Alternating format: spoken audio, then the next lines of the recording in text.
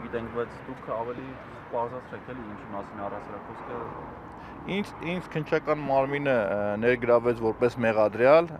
բայց ես չեմ ընդունել իմ մեղքը,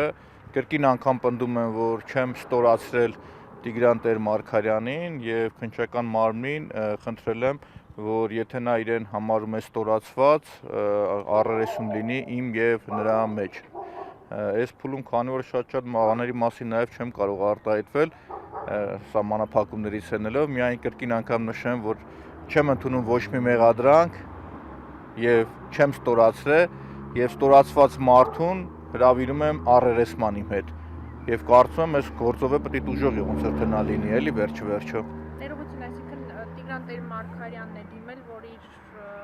անձի նկատմամբ, այսինքն ստորացրել եք իրեն, ինչ է թե քննչական կոմիտեն ինքն իրեն որոշել է, որ անձին չունեմ այդ հարցի պատասխանը, որովհետեւ նախ չեմ հարցրել Դու չգիտեմ էլ ինձ կպատասխանեին, թե չէ նա է իրան ստորացված համար է բողոքել, թե